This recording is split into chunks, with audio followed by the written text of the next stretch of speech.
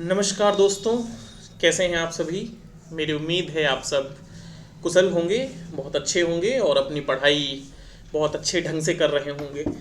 दोस्तों, हम लोग पढ़ रहे थे आपके पाठ्यक्रम में शामिल निबंधों को, और उत्तर फाल्गुनी के आसपास इस निबंध का हम लोगों ने इससे पहले फर्स्ट पार्ट पढ़ लिया है, जिसमें आपको जो इस निबंध के निबंधकार हैं यानी कुबेर नाथ राय जी के बारे में इनका जीवन वृत्त आपको बताया गया था। और उसके बाद ये जो आपका निबंध है उत्तर फाल्गुनी के आसपास, इसके मूल बिंदुओं पे चर्चा की गई थी। तो मैं तो आपसे यही कहूँगा कि अगर आपने वो वाली क्लास पहले नहीं देखी है तो आप उस क्लास को पहले देख लें। उसका लिंक मैं इस वीडियो के नीचे डिस्क्रिप्शन में दे दूँगा। और अगर आपने वो क्लास देख ली है तो आइए इस निबंध को मिल के साथ में पढ़ा जाए। जो निबंध में महत्वपूर्ण बातें हैं उनको जरा छांटते हैं, छांट के उनको अलग करते हैं, देखते हैं कि परीक्षा में कौन कौन सी चीज़ें हमारे लिए महत्वपूर्ण हैं, आने की दृष्टि से अहमियत रखती हैं। ये सारी बातें हम लोग इस निबंध में करेंगे। तो निबंध थोड़ा सा मैंने उस वीडियो में बताया था कि पढ़ने और समझने में मुश्किल है और उबाऊ भी है, ऊब सकते हैं अगर आप उतना पढ़ने में, साहित्य पढ़ने में इंटरेस्ट नहीं लेते हैं। और अगर आप साहित्यिक चेतना के व्यक्ति हैं तो कोई उबाऊ निबंध नहीं है। तो पढ़ना शुरू करते हैं और जो जो महत्वपूर्ण चीज़ें हैं उन पे चर्चा करते हैं। निबंध शुरू होता है कि वर्षा ऋतु की अंतिम नक्षत्र है उत्तर फाल्गुनी। यानी निबंधकार जब निबंध अपना शुरू करता है तो वो सबसे पहले बता देता है कि ये जो उत्तर फाल्गुनी के आसपास निबंध में शब्द है उत्तर फाल्गुनी, ये क्या है। तो निबंधकार जब अपना निबंध शुरू करता है तो वो कहता है कि वर्षा ऋतु की अंतिम नक्षत्र है उत्तर फाल्गुनी। लेकिन ये वर्षा ऋतु का अंतिम नक्षत्र तो है, लेकिन इसको निबंधकार ने अपने निबंध में वर्षा ऋतु के नक्षत्र के तौर पे प्रयोग न करके एक आयु के प्रतीक के तौर पे इसका प्रयोग किया गया है। जब हम लोग निबंध में अपने आगे बढ़ेंगे तो ये चीज़ समझेंगे। बढ़ते हैं आगे। वर्षा ऋतु की अंतिम नक्षत्र है उत्तर फाल्गुनी। हमारे जीवन में गदह पच्चीसी सावन मन भावन है, बड़ी मौज रहती है परंतु, यानी निबंधकार कहता है कि जब हम अपना जीवन प्रारंभ करते हैं तो उसमें जो शुरुआती 25 वर्ष होते हैं वे बड़े अच्छे होते हैं, मन भावन होते हैं, उनमें बड़ी जिंदगी की मौज रहती है क्योंकि जिम्मेदारियां कोई होती नहीं है। लेकिन 27वें के आते आते, जब हम लोग 27 की उम्र में आते हैं तो 27वें के आते आते घनघोर भाद्रपद के आशनी संकेत मिलने लगते हैं।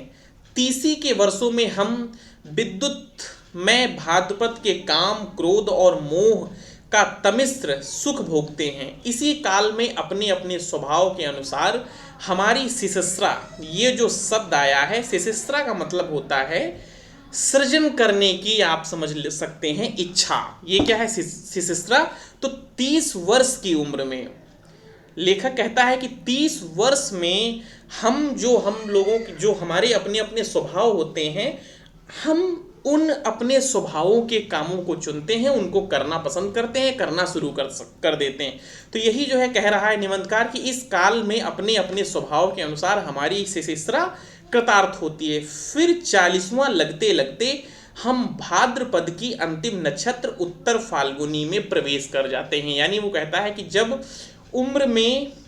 हमारी उम्र 40 में पहुंच जाती है तो हम लोग 40 में आते आते उत्तर फाल्गुनी में प्रवेश कर जाते हैं। जब आप अभी आगे बढ़ेंगे तो आप पाएंगे कि लेखक ने 40 से 45 वर्ष की अवस्था को क्या कहा है? उत्तर फाल्गुनी कहा है। फिर 40वां लगते लगते हम अंतिम नक्षत्र उत्तर फाल्गुनी में प्रवेश कर जाते हैं। 2-4 वर्ष बाद अर्थात उत्तर फाल्गुनी के अंतिम चरण में जरा और जीर्णता की आगमनी का समाचार काल तुरंग दूर से हिनहिनाकर देने लगता है। यानी जब उत्तर फाल्गुनी हमारी आयु में लगती है तो फिर जरा हम लोगों को वृद्धावस्था महसूस होती है, और जीर्णता यानी हम लोग शारीरिक तौर पे जीर्ण होने लगते हैं। इसका समाचार हमको मिलने लगता है किस उम्र के बाद? 40 की उम्र के बाद। वास्तव में सृजन, संपृक्त, सावधान, सतर्क, सचेत, कर्मठ जीवन जो हम जीते हैं वह 30 और 40 के बीच फिर 40 से 45 तक उत्तर फाल्गुनी का काल है। फिर 40 से 45, जैसा मैंने आपको पहले बताया था कि लेखक 40 से 45 के बीच उत्तर फाल्गुनी का काल मानते हैं। इसके अंदर पग निक्षेप करते ही शरीर की 60 उर्मियाँ, हमने जब आपको इससे पहले वाला इसके वीडियो का भाग पढ़ाया था तो उसमें बताया था कि 6 उर्मियाँ कौन कौन सी हैं। अगर आपने वो वीडियो देखा होगा तो आपको 60 उर्मियाँ समझ में आई होंगी, विस्तार से उसमें समझाया था। 60 उर्मियों में थकावट आने लगती है। अस्ति जायते वर्धते, ये 3 धीरे धीरे शांत होने लगती हैं, उनका वेग कम होने लगता है। और इनके विपरीत विपत्ति रिमड़ते अपक्षीयते और विनश्यति प्रबलतर हो उठती हैं। उन्हें प्रदोष बल मिल जाता है। वे शरीर में बैठे रिपुओं के साथ साठगांठ कर लेती हैं और फल होता है जरा के आगमन का अनुभव। 45 के बाद शीश पर कास फूटना शुरू हो जाता है। वातावरण में लोमड़ी बोलने लगती है। सुख और सारिका उदास हो जाते हैं। मयूर अपने श्रृंगार कलाप का त्याग कर देता है और मानस की उत्पल वर्णा मार कन्याएं चौवा चंदन और चित्रसारी त्याग कर प्रव्रज्या का वलकल वसन धारण कर लेती हैं। अतः बचपन भले ही निर्मम प्रसन्न हो, गदह 25 भले ही मधुनी हो, परंतु जीवन का वह भाग जिस पर हमारे जन्म लेने की सार्थकता निर्भर है 25 और 40 या ठेल कर 45 के बीच में पड़ता है। इसके पूर्व हमारे जीवन की भूमिका या तैयारी का काल है। इसके बाद फलागम निमिसिस की प्रतीक्षा है। यानी लेखक कह रहा है कि जो जीवन जीने का जो सही वर्ष है जिसमें हम जो है जीवन का अपने सृजन करते हैं वो जो है 25 से 45 के बीच में है। 25 से 45 तक जिस तरीके की हमको ज़िंदगी जीनी है हम लोग उसकी तैयारी करते हैं और 45 के बाद जो है निबंधकार कहता है कि फलागम का काल है, यानी 45 के बाद उसका फल मिलना प्रारंभ होता है। जो हमारे हाथ में है, जिसे करने के लिए हम जन्मे हैं, वह वस्तुतः घटित होता है 25 और 45 के बीच। इसके बाद तो मन और बुद्धि के वानप्रस्थ लेने का काल है। देह भले ही 1 मधु 2 मधु असंख्य मधु 60 वर्ष तक भोगती चले, इससे 25-45 की अवधि में भी असल हीर रचती है तीसोत्री। यानी ये जो तीसोत्री का काल है, तीसोत्री यानी जो ये तीसोत्री का मतलब है 30 और 40 के बीच की जो अवस्था है, तो यही जो है लेखक कहता है कि सबसे जो अहम उम्र हमारी जिंदगी की होती है वो तीसोत्री होती है। तीसोत्री के वर्षों का स्वभाव सांड पर चढ़ी तलवार की तरह है।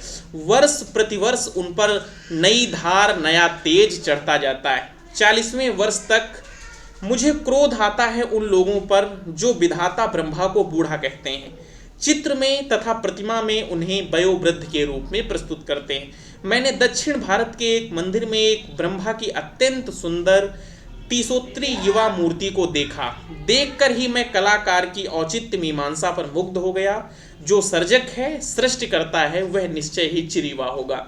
तो ये जो है पंक्ति आपके लिए महत्वपूर्ण है कि जो सर्जक है, सृष्टि करता है, वह निश्चय ही चिरयुवा होगा। प्राचीन या बहुकालीन का अर्थ जर्जर या बूढ़ा नहीं होता है। जो सर्जक है, पिता है, प्रॉफेट है, नई लीग का जनक है, प्रजाता है, वह रूप माधव या रोमांटिक काम किशोर भले ही ना हो, परंतु दांत छरा, बाल झरा, गलितम पलितम मुंडम कैसे हो सकता है। उसे तो अनुभवी पुंगव तीसोत्तर युवा के रूप में ही स्वीकारना होगा। जवानी एक चमाचम धारदार खड़ग है। तो ये भी एक तरीके से महत्वपूर्ण कथन है, आपको याद रखना चाहिए कि जवानी एक चमाचम धारदार खड़ग है। उस पर चढ़कर असिधाराव्रत या वीराचार, ये जो है एक तरीके की साधना पद्धतियां हैं, करने वाली प्रतिभा ही पावक दग्ध ओठों से देवताओं की भाषा बोल पाती है। युवा अंग के पोर पोर में फास्फोरस जलता है और युवा मन में उस फास्फोरस का रूपांतर हजार हजार सूर्यों के सम्मिलित पावक में हो जाता है। मेरी समझ में सृष्टिकर्ता, ये भी जो है एक महत्वपूर्ण पंक्ति है, इसको जो है कथन के तौर पे आप लोग याद रखेंगे कि मेरी समझ में सृष्टिकर्ता की, कवि की, विप्लव नायक की, सेनापति की, सूरवीर की, विद्रोही की कल्पना श्वेत केश वृद्ध के रूप में नहीं की जा सकती। प्रजापति विधाता को सदैव 30 वर्ष के पट्टे सुंदर युवा के सुंदर रूप में ही कल्पित करना समाचीन है। यानी निबंधकार कहता है कि जो कवि है, जो विप्लव नायक है, जो सेनापति है, सूरवीर है, विद्रोही है या फिर सृष्टिकर्ता है, उसकी कल्पना आप जो है 30 से 40 के बीच की जो उम्र है इसी में कर सकते हैं। इस चीज पे जो है निबंधकार को दुख है कि लोग ब्रह्मा की तस्वीरों को, ब्रह्मा की प्रतिमाओं को वृद्ध आयु में दिखाते हैं। इस चीज का जो है निबंधकार को दुख है। उसका कहना है कि जो सृष्टिकर्ता होगा वो निश्चय ही चिरीवा होगा, जवान होगा। वास्तव में 30वां वर्ष जीवन के सम्मुख फण उठाए एक प्रश्न चिन्ह को उपस्थित करता है। उस प्रश्न चिन्ह को पूरा उसका समाधान, मूल्य हमें चुकाना ही पड़ता है। किसी भी पुरुष या नारी की कीर्ति गरिमा इसी प्रश्न चिन्ह की गुरुता और लघुता पर निर्भर करती है। गौतम बुद्ध ने 29 वर्ष की अवस्था में गृह त्याग कर अमृत के लिए महाभिनिष्क्रमण किया। यीशु क्राइस्ट ने 30 वर्ष की अवस्था में अपना प्रथम संदेश सरमन ऑन दी माउंट यानी गिर शिखर प्रजनन दिया। यानी लेखक बताना चाहता है कि ये जो 30 वर्ष की अवस्था है, यहाँ से इंसान की जिंदगी लगभग जो है हर इंसान की, हर बड़े इंसान की जिंदगी अपने जीवन में एक गहरा मोड़ लेती है। उसके जो है निबंधकार कुछ एग्जाम्पल दे रहे हैं। वे कह रहे हैं कि जैसे बुद्ध ने 30 वर्ष की अवस्था में जो है ज्ञान प्राप्त किया, उसी तरीके से यीशु ने जो है अपना पहला संदेश 30 वर्ष की अवस्था में दिया। 33वें, जो कि लगभग 30 वर्ष की उम्र के समान ही है, 33वें वर्ष उन्हें, हाँ कौन है ये, 33वें वर्ष उन्हें सलीब पर चढ़ा दिया गया। उनका समूचा उपदेश काल 3 वर्ष से कम रहा। वाल्मीकि के अनुसार रामचंद्र भी 30 के आसपास, वास्तव में 27 वर्ष की वयस में वनवास हुआ। उस समय सीता की आयु 18 वर्ष की थी और वनवास के 13वें वर्ष में अर्थात सीता के 30वां पार करते ही सीता हरण की ट्रेजेडी घटित हुई थी। अतः 30वां वर्ष सदैव वरण का महामूर्त के रूप में आता है और संपूर्ण दशक उस वर्ण और तेज के दाह से अविष्ट रहता है। 30उत्तर दशक जीवन का घनघोर कुरुक्षेत्र है। तो ये भी पंक्ति महत्वपूर्ण है। 30उत्तर दशक जीवन का घनघोर कुरुक्षेत्र है। यह काल गदह पच्चीसी के विपरीत एक क्षुरधार काल है, जिस पर चढ़कर पुरुष या नारी अपने को आविष्कृत करते हैं। गदह पच्चीसी यानी जन्म से 25 वर्ष तक की अवस्था करते हैं। अपने मर्म और धर्म के प्रति अपने को सत्य करते हैं, अपनी अस्तित्वगत महिमा उद्घाटित करते हैं, अथवा कम से कम ऐसा करने का अवसर तो अवश्य पाते हैं। 40 लगने के बाद 45 तक यथा स्थिति की उत्तर फाल्गुनी चलती है, पर इसमें ही जीवन के प्रतिकूल और अनुकूल उर्मियां परस्पर के संतुलित को खोना प्रारंभ कर देती हैं। प्राण शक्ति अवरोहण की ओर उन्मुख हो जाती है 40 के बाद। इसके बाद अनुकूल उर्मियां स्पष्टतः थक हर होने लगती हैं और प्रतिकूल उर्मियां प्रबल होकर देह की गांठ में बैठे रिपुओं से मेल कर बैठती हैं। मन हारने लगता है, सृष्टि अनाकर्षक और रति प्रतिकूल लगने लगती है, बुद्धि का तेज घट जाता है और वह स्वीकारपंथी होने लगती है। योम आत्मा की दाहक तेजीमयी शक्ति पर विकार का धूम्र छाने लगता है। मैं तो यहाँ पर 45वें वर्ष की बात कर रहा हूँ, परंतु मुझे स्मरण है कि दोस्तोयेव्स्की, जिसने 40 के बाद ही जीवन को धिक्कार दिया, उसका जो है ये कथन है, आप लोगों से पूछा जा सकता है, आप लोग इसे याद रखना कि मैं 40 वर्ष जी चुका। 40 वर्ष ही तो असली जीवन काल है। तुम जानते हो कि 40वां माने चरम बुढ़ापा। दरअसल 40 से ज़्यादा जीना असभ्य है, अश्लील है और अनैतिकता है। भला 40 के आगे कौन जीता है, मूर्ख लोग और व्यर्थ लोग। दोस्तोवस्की की इस उक्ति का यदि शाब्दिक अर्थ न लिया जाए तो मेरी समझ में इसका अर्थ होगा कि 40 वर्ष के बाद जीवन के सहज लक्षणों का परिवर्धन सृजन की आत्मिक और मानसिक स्तरों पर ह्रास होने लगता है। पर मैं साठा तब पाठा की उक्ति वाली गंगा की कछार का निवासी हूँ, यानी अपने वहाँ कहा जाता है साठे पर पाठा, यानी मर्द जो होता है वो 60 वर्ष की उम्र तक पट्ठा होता है, जवान होता है। जैसे कि जो है गोदान में वो जो है होरी से व्यंग करती है उसकी वाइफ, या होरी जो है कहता है अपनी वाइफ से कि जो मर्द होता है वो तो 60 वर्ष तक की अवस्था तक बिल्कुल जवान रहता है, मैं भी बूढ़ा नहीं हो गया हूँ। इसी से इस अवधि को 5 वर्ष और आगे बढ़ाकर देखता हूँ। यद्यपि दोस्तोवस्की की मूल थीसिस मुझे सही लगती है, सत्य है कि प्रक्रिया 40 के बाद प्रारंभ हो जाती है, यद्यपि वह अस्पष्ट रहती है। मैं इस समय 1972 ईस्वी अपना 38वां पावस झेल रहा हूँ।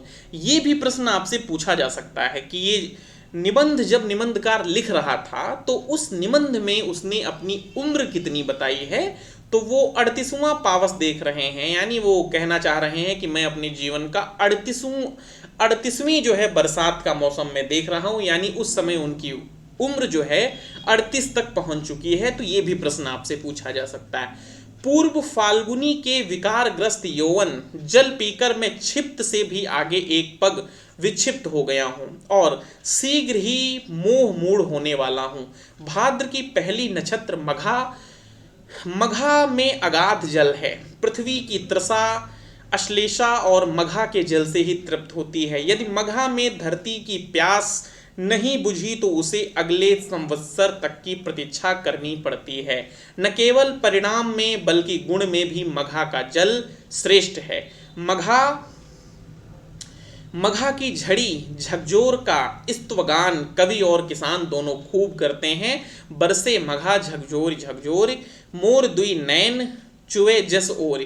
मघा बरसी मानो दूब बरसा मधु बरसा। इस मघा के बाद आती है पूर्व फाल्गुनी, जो बड़ी ही रद्दी और कंडम नक्षत्र है। अब यहाँ पे आप लोग ध्यान देना, लेखक ने बरसात के 2 नक्षत्रों की बात की है, एक है मघा और एक है पूर्व फाल्गुनी।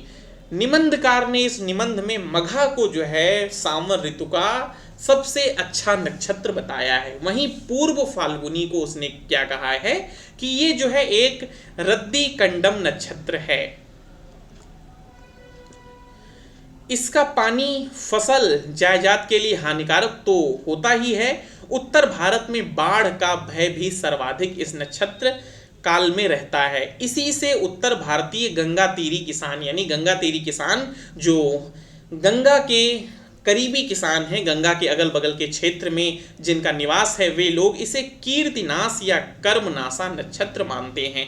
तो ये भी प्रश्न आपसे पूछा जा सकता है कि किस नक्षत्र को गंगा के आसपास के निवास करने वाले लोग कर्मनाशा नक्षत्र कहते हैं, तो पूर्व फाल्गुनी को कहते हैं। इसके बाद आती है उत्तर फाल्गुनी। भाद्रपद की अंतिम नक्षत्र जो समूचे पावस में माघ के बाद दूसरी उत्तम नक्षत्र है, यानी उत्तर फाल्गुनी को निबंधकार ने मघा के बाद दूसरे नंबर की सबसे बेस्ट नक्षत्र, बेहतरीन नक्षत्र कहा है। इसका पानी स्वास्थ्यप्रद और सौभाग्यकारक होता है। इस 38वें पावस में अपने जीवन का पूर्व फाल्गुनी काल भोग रहा हूँ, यानी जैसा वो बता रहा है कि 40 के बाद जो है उत्तर फाल्गुनी लगती है, लेकिन लेखक इस समय जब ये निबंध लिख रहा है तो कितने का है, 38 का है, यानी वो इस समय पूर्व फाल्गुनी के काल में है। यद्यपि साथ ही साथ द्वार पर उत्तर फाल्गुनी का आगमन होने ही वाला है, यानी 2 वर्ष बाद जो है उत्तर फाल्गुनी लग जाएगी, उत्तर फाल्गुनी का काल प्रारंभ हो जाएगा। 40 आने में अब देर ही कितनी है, ज्यादा देर नहीं है, सिर्फ 2 ही साल शेष हैं। अतः आज पूर्व फाल्गुनी का अंतिम पान पात्र मेरे ओठों से संलग्न है। क्रोध मेरी खुराक है, लोभ मेरा नयन अंजन है और काम भुजंग मेरी क्रीड़ा सहचर है। इसको ही मैं क्रमशः विद्रोह, प्रगति और नवलेखन कहकर पुकारता हूँ। भले ही यह विकार जल हो, भले ही इसमें श्रेय प्रेय गति मुक्ति कुछ भी ना हो, परंतु इसमें जीर्णता जर्जरता नहीं, यह जरा और वृद्धत्व का प्रतीक नहीं, पूर्व फाल्गुनी द्वारा प्रदत्त विक्षिप्ता भी यौवन का ही एक अनुभव है। मुझे लग रहा है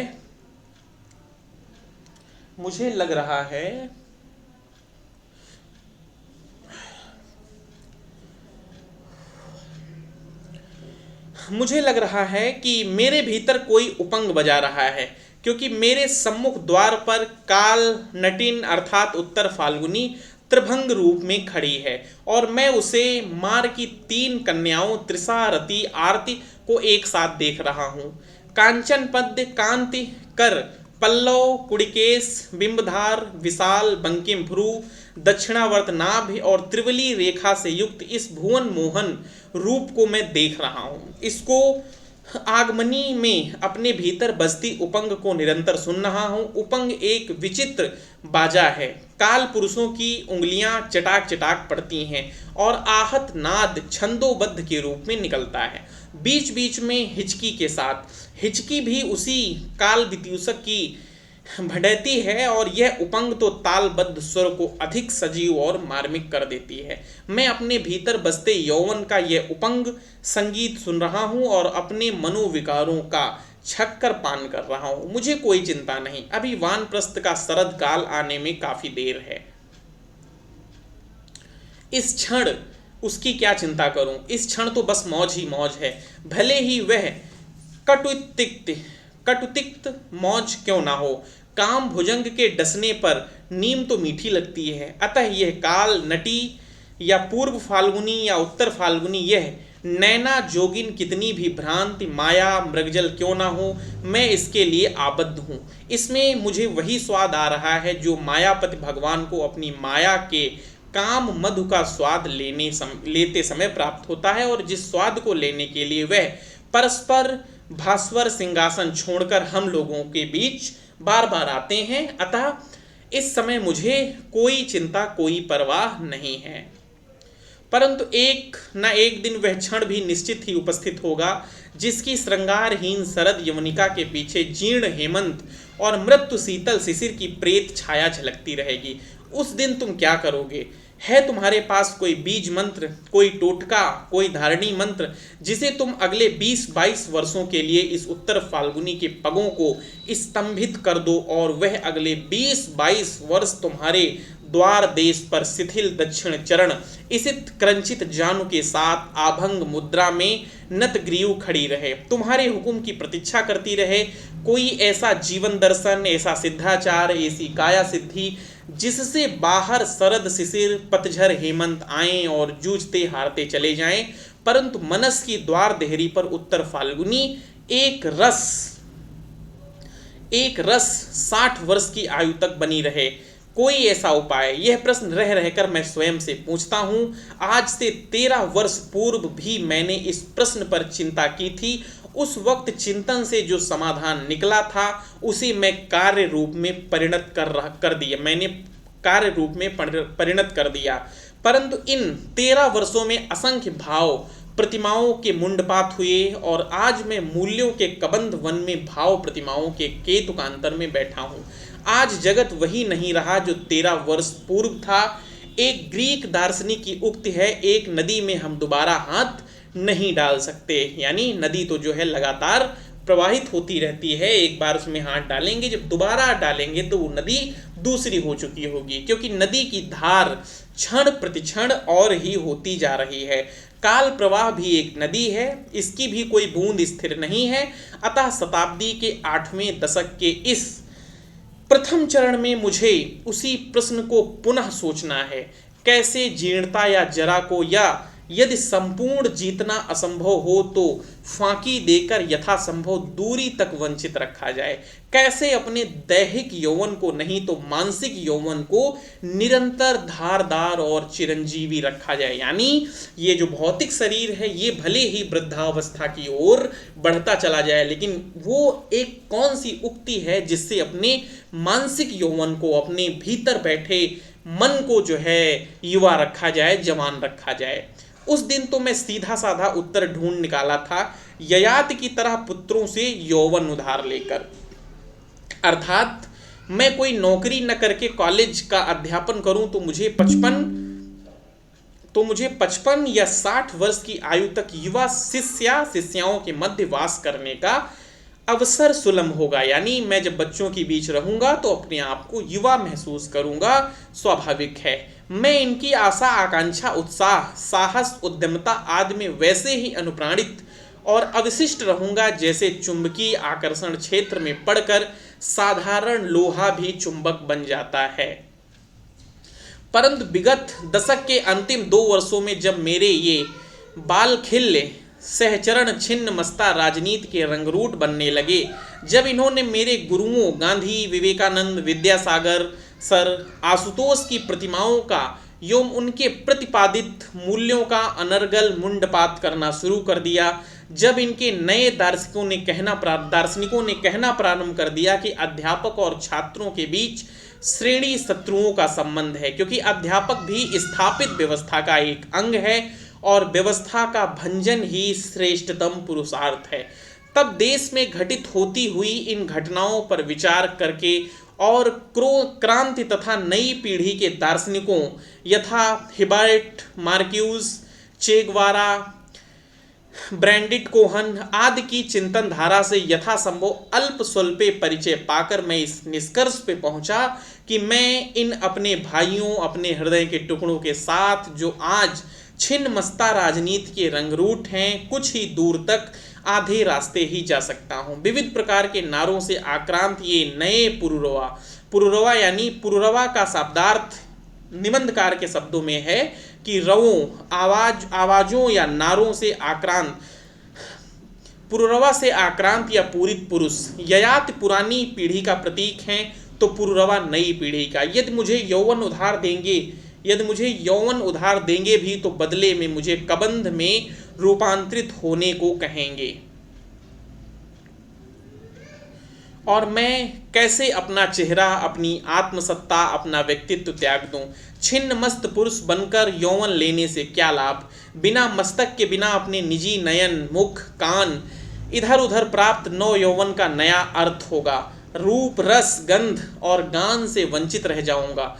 केवल शिश्रोदर वाला व्यक्ति लेकर कौन जीवन यौवन भोगना चाहेगा? कम से कम बुद्धिजीवी तो नहीं ही। आत्मार्थ पृथ्वी त्यजते, अतः मुझे चिर यौवन को इन शिष्यों पुरुराओं की नई पीढ़ियों से दान के रूप में नहीं लेना। 13 वर्ष पहले का चिंतित समाधान आज व्यर्थ सिद्ध हो गया। मुझे अन्यत्र चिर यौवन का अनुसंधान करना है। कहीं न कहीं मेरे ही अंदर अमृत कला की गांठ होगी, उसे ही मुझे आविष्कृत करना होगा। जो बाहर बाहर अप्राप्य है वह सब कुछ भीतर भीतर सुलभ है। मैं अपने ही हृदय समुद्र का मंथन करके प्राण और अमृत के स्रोत किसी चंद्रमा को आविष्कृत करूंगा। 13 वर्ष पुराना समाधान आज काम नहीं आ सकता।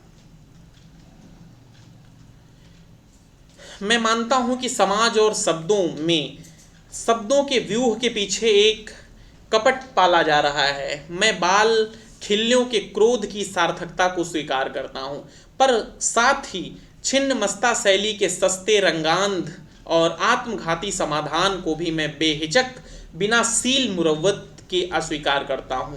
अपना मस्तक काट कर स्वयं उसी का रक्त पीना तंत्राचार्य वीराचार्य हो सकता है, परंतु यह ना तो क्रांति है और ना समर। पुरानी पीढ़ी का चिरयत्व मुझे भी अच्छा नहीं लगता। मैं भी चाहता हूं कि वह पीढ़ी अब खिजाब आरसी का परित्याग करके संन्यास ले ले। शासन और व्यवस्था के पुतली घरों की मशीन कन्याएं और उनकी बूढ़ी उंगलियों के सूत्र संचालन से ऊब गई हैं और उनकी गति में रह रहकर छंद पतन हो रहा है। ये बिल्कुल न्याय संगत प्रस्ताव है कि पूर्व पीढ़ी अपनी मनुस्मृति और कॉपीन बगल में दबाकर पुतली घर से बाहर हो जाए और नई पीढ़ी अर्थात हमें और हमारे बाल खिल्लियों को अपने भविष्य के यश अपयश का पट स्वयं बुनने का अवसर दे, जिससे वे भी अपने कल्पित नक्शे पर अर्जित हुनर को कीर्तिपट पर काढ़ने का अवसर पा सकें। ये सब सही है, परंतु क्या इन सब बातों की संपूर्ण सिद्धि के लिए इस पुतली घर का ही अग्निदाह पुरानी पीढ़ी द्वारा पुणे कीर्तिपट के विस्तार का दाह, उनके श्रम फल का तिरस्कार आदि आवश्यक है? क्या ऐसा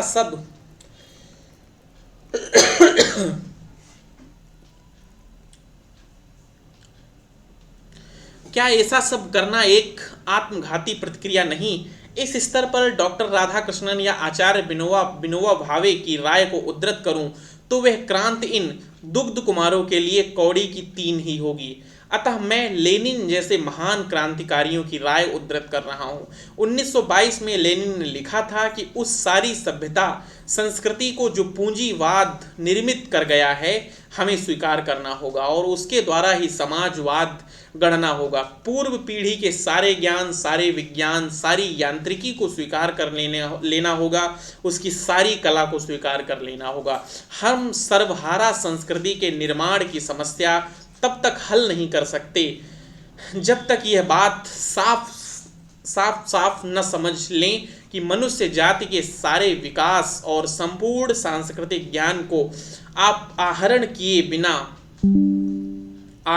बिना यह संभव नहीं और उसे समझकर सर्वहारा संस्कृति की पुनर्रचना करने में हम सफल हो सकेंगे। सर्वहारा संस्कृति अज्ञात शून्य से उपजने वाली चीज नहीं है और न उन लोगों द्वारा गढ़ी जा सकती है जो सर्वहारा संस्कृति के विशेषज्ञ विद्वान कहे जाते हैं।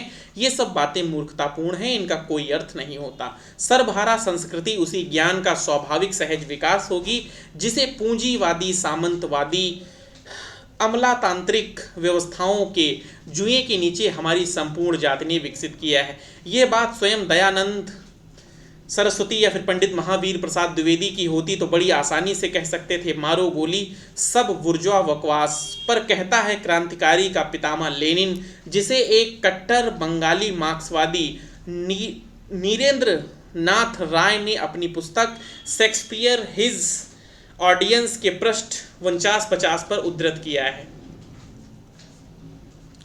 आज प्रायः लोग पुकार कर कहते हैं कि देखो देखो, जोखिम उठा रहा हूं, मूल्य भंजन कर रहा हूं। अरे बंधु, जोखिम उठा, यह तो आज अपने को प्रतिष्ठित बनाने और जागृत सिद्ध करने का सबसे सटीक तरीका है, शॉर्टकट यानी तिरछा रास्ता है। जोखिम तुम नहीं उठा रहे हो, तुम तो धार के साथ बह रहे हो और ये बड़ी आसान बात है। आज जोखिम वह उठा रहा है जो नदी की वर्तमान धारा के प्रतिकूल धारा के हुक्म को स्वीकारते हुए कह रहा है, मूल्य भी क्या तोड़ने की चीज है, जो तोड़ोगे वह बदला जा सकता है, तोड़ा नहीं जा सकता। मूल्य स्थिर या सनातन नहीं है, यह भी मान लेता हूं, परंतु एक अविच्छिन्न मूल्य प्रवाह, एक सनातन मूल्य परंपरा का अस्तित्व तो मानना ही होगा। नए बाल सिख दार्शनिक कहेंगे यह धार के विपरीत जाना हुआ, यह तो प्रतिक्रियावाद है। ऐसी अवस्था में मेरा उन्हें उत्तर है, कभी कभी नदी की धारा पथभ्रष्ट हो जाती है, वह सदैव प्रगति की दिशा में नहीं बहती, वह स्वभाव से अधोगति की ओर जाने वाली होती है। और आज जो वन्या काल है, वन्या काल में धार पथभ्रष्ट रहती है, वह कर्मनाशा कीर्तिनाशा कालमुखी बनकर हमारे गांव को रसातल में पहुंचाने आ रही है। अतः इस क्षण हमारी प्यारी नदी ही शत्रु रूपा हो गई है और यदि गांव को बचाना है तो हम धार के प्रतिकूल समर करेंगे। यदि हम अपना द्वार फूंक कर तमाशा देखकर मौज लेने वाले अधोभागी नीरों की संतानें नहीं हैं तो हमें इस नदी से समर करना ही होगा। हमारी जिजीविसा यानी जीने की इच्छा की मांग है कि इसके प्रतिकूल जो कुछ कहा जा रहा है वह नई पीढ़ी की बात हो या पुरानी की मुमुक्षा की मुक्ति का भोग, यह सब विद्रोही नहीं, बुर्जुआ डेथविश का नया रूप है। अतः मैं धार के साथ न बहकर अकेले अकेले अपने अंदर की अमृता काल का आविष्कार करने को कृत संकल्प हूँ। बिना रोध के, बिना तट के जो धार है वह कालमुखी वन्या है, रोधवती तटनी नहीं। यूं यह तो मैं मानता ही हूँ कि सर्जक या रचनाकार के लिए नॉन कन्फर्मिस्ट होना जरूरी है, यानी उसे चिरयुवा होना जरूरी है। इसके बिना उसकी शिशिस्रा प्राणवती नहीं हो पाती और नई लीक नहीं खोज पाती। अतः मुझे विद्रोही दर्शनों से अपने को किसी किसी रूप में आजीवन संयुक्त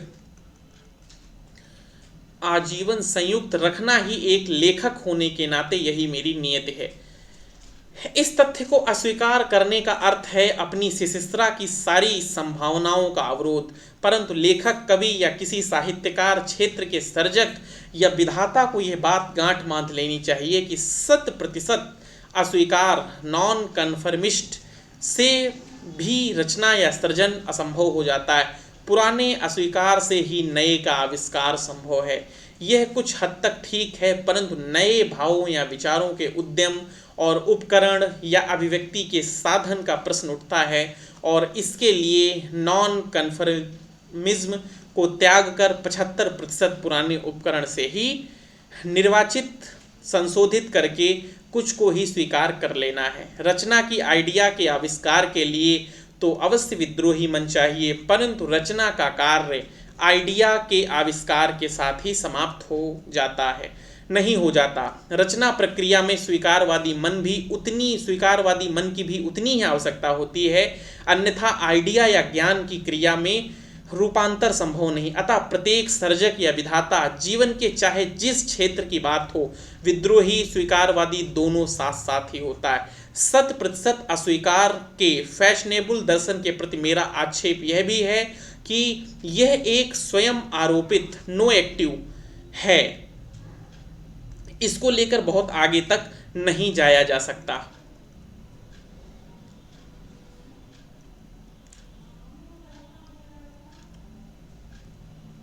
यह दर्शन विषय और विद्या दोनों नकारात्मक सीमा बांधकर बैठा है, और इसके द्वारा अपने स्व को भी पूरा पूरा नहीं पहचाना जा सकता। तो स्व के बाहर इतिहास और समाज को समझने की तो बात ही नहीं उठती।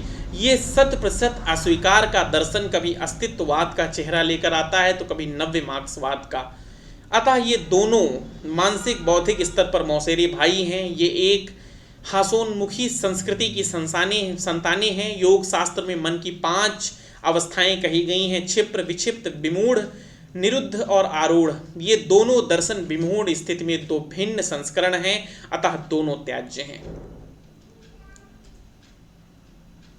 ये बाढ़ वन्या का काल है। नदी अपनी दिशा भूलकर कूल छोड़कर उन्मुक्त हो गई है, अतः बुद्धिजीवी वर्ग से धीरता और संयम अपेक्षित है। घबराकर वन्या की पथभ्रष्ट धार के प्रति आत्मसमर्पण करने की अपेक्षा जल के उत्तरण, वन्या के उतार की प्रतीक्षा करना अधिक उचित है। पानी हटने पर नदी फिर से अपने कूलों के बीच लौट जाएगी।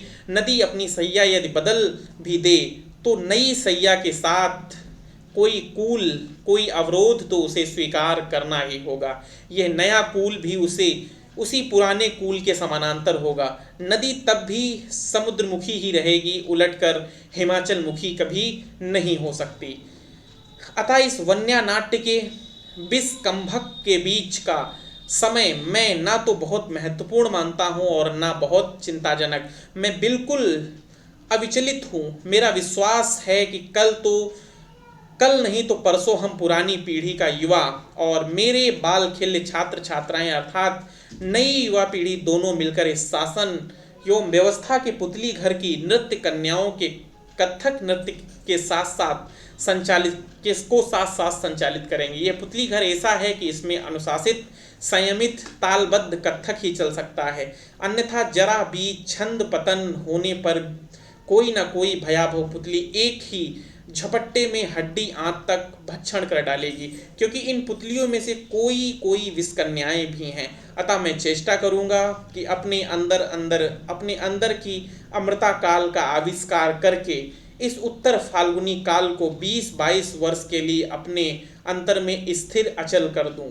बाहर चाहे शरद बहे या निदाग हू करे, तब मैं अपने बाल खिल्य सहचरों के साथ व्यवस्था की इन पुतलियों को छंदोबद्ध नृत्य भोग सकूंगा और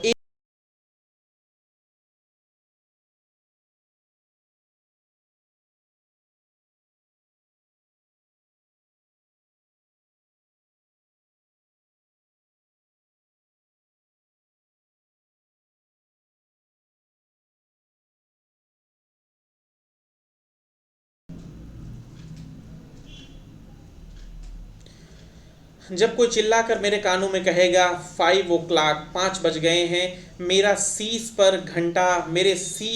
पर घंटा बज जाएगा। कोई मेरे हृदय में बोल जाएगा बहुत हुआ, बहुत भोगा, अब नहीं।